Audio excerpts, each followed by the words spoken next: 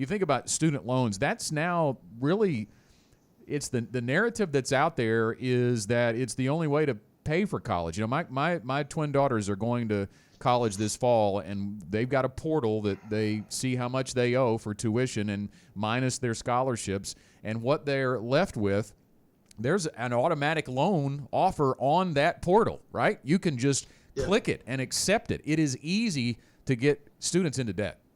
Yeah, it's really overwhelming when you think about the burden that some of these students are strapped with as they go to college. It's almost like it's the rite of passage. You go in there, you get strapped with all these loans, and you move on. I was actually, funny enough that you brought that up, Scott, I was talking with my niece just last week when I was on vacation, and she's senior, thinking about going to college. She's kind of anxious about it. She's anxious about the financial aspects of it, as are her parents. And she was telling me that she wants to become a real estate agent. And I was like, Hannah, like, that's great that you kind of have a direction that you want to know what you want to do. And I said, you really don't necessarily need to go to college right away. You can save some money, do some community college, get some of the general classes out of the way, and kind of calculate where you are a year or two from now as you get some experience in that real estate world without jumping right in and just kind of following the herd. So I could not agree with you more. I think the getting strapped with that burden of that debt without actually knowing what you're going to do is a scary situation. People should really, really focus on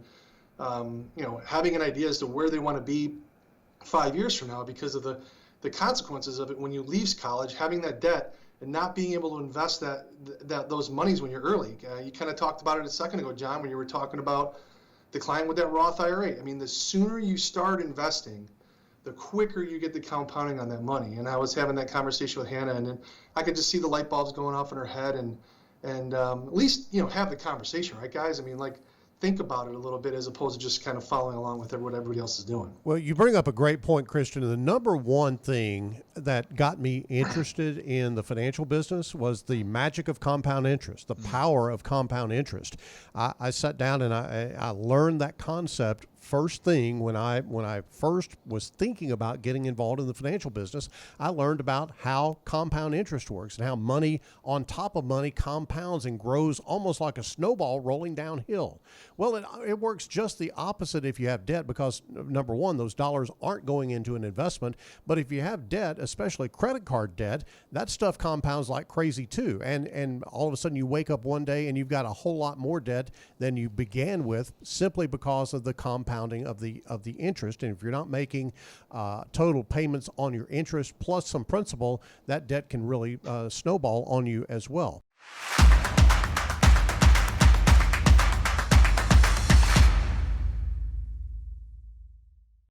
Want more content like this delivered to your inbox weekly? Visit fastest4.com to learn more.